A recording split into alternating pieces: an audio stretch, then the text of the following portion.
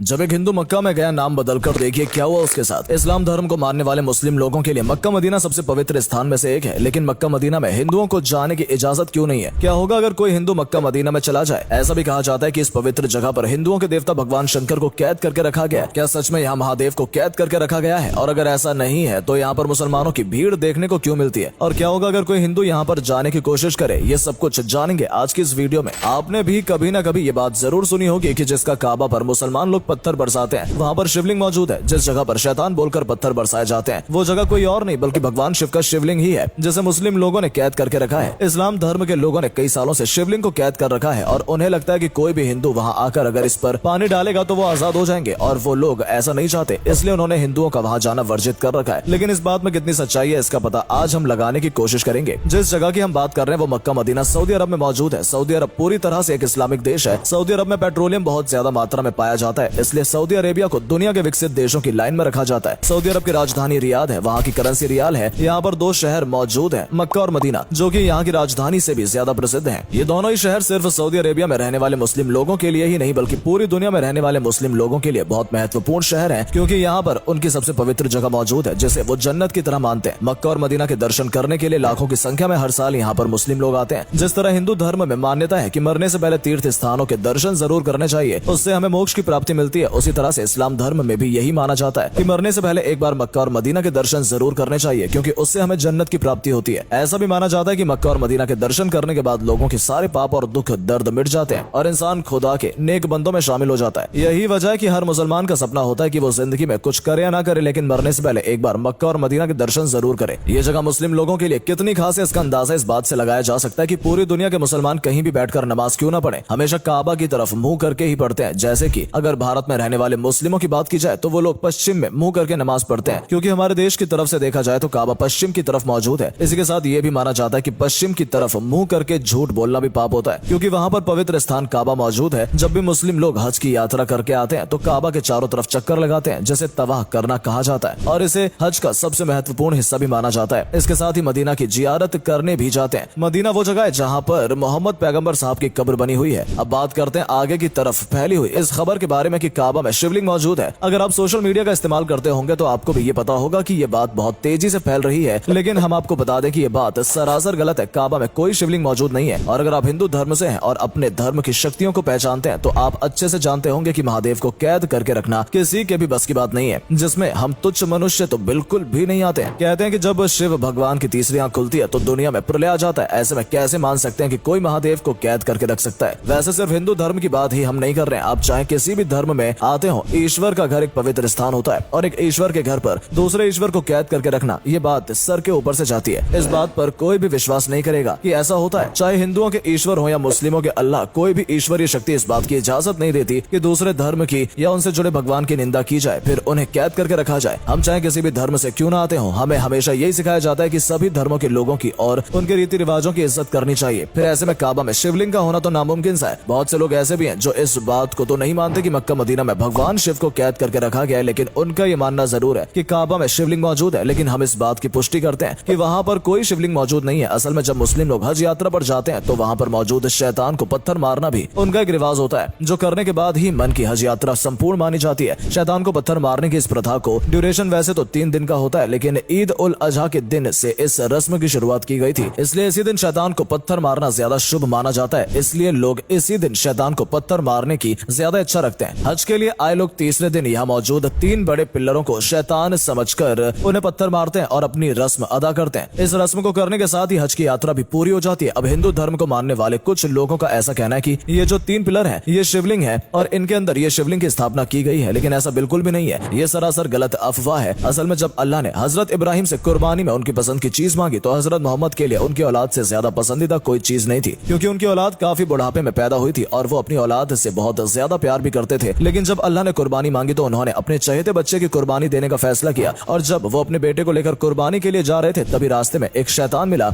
जिसने हजरत इब्राहिम से कहा कि वो क्यों अपने बेटे की कुर्बानी दे रहे हैं। इतने सालों बाद बुढ़ापे में पैदा हुए बेटे की कुर्बानी कोई कैसे दे सकता है? अल्लाह के कहने पर ऐसा किया जा सकता है। हजरत इब्राहिम ने सारी बात सुनी और सोच में पड़ गए और अपने बेटे की कुर्बानी देने का इरादा भी डगमगाने लगा, लेकिन फिर उनको ध्यान आया कि मैं गलत सोच रहा हूँ। अल्लाह का हुक्म सबसे पहले आता है और वो अपने बेटे की कुर्बानी देने के लिए ले गए। कुर्बानी देते समय उनका मन विचलित न हो जाए इसलिए उन्होंने उन्होंने अपनी आंखों पर पट्टी बांध ली, लेकिन अल्लाह कैसे किसी के साथ गलत होने दे सकते थे। वो तो सिर्फ हजरत मोहम्मद की परीक्षा ले रहे थे, जिसमें वो पूरी तरह से पास हो गए। यही वजह थी कि अल्लाह ने बेटे की जगह एक बकरी को खड़ा कर दिया और तभी से बकरा ईद के दिन बकरे की कुर्बानी दी जाने लगी और ये परंपरा तभी से चली आ रही है। यही वजह है कि जब हज यात्री जानवर की कुर्बानी दे देते हैं तो ये उसी शैतान को पत्थर मारने पहुंच जाते हैं जिसने हजरत मोहम्मद को भड़काने की कोशिश की थी। इस रस्म को निभाते हुए खुदा से ये वादा भी करते हैं कि कोई भी शैतान उनके इरादों को डगमगा नहीं पाएगा, चाहे वो शैतान बाहरी दुनिया से हो या फिर उनके मन में हो। वो हमेशा सच्चे दिल से खुदा की इबादत करते रहेंगे। लेकिन अब सवाल ये आता है कि अगर वहाँ पर ऐसा कुछ भी नहीं है तो हिंदुओं को वहाँ पर क्यों नहीं जाने दिया जाता। तो सच्चाई यह है कि सिर्फ हिंदू धर्म की ही नहीं बल्कि किसी भी गैर मुस्लिम धर्म के व्यक्ति को काबा में प्रवेश दिया नहीं जाता है। अगर आप वहाँ जाना चाहते हैं तो आपको मुस्लिम होना अनिवार्य है, क्योंकि ऐसा कहा जाता है कि जो मुसलमान नहीं है वो सच्चे दिल से अल्लाह पर विश्वास नहीं करता होगा, और जिसका अल्लाह पर विश्वास है ही नहीं उसे हज करने या काबा में प्रवेश करने की इजाजत नहीं है। तो दोस्तों, आज का ये वीडियो आपको बहुत सारे सवालों के जवाब देकर गया होगा। हमारी सिर्फ इतना ही कहना है कि धर्म चाहे कोई भी हो, हमें उसकी इज्जत करनी चाहिए और उनको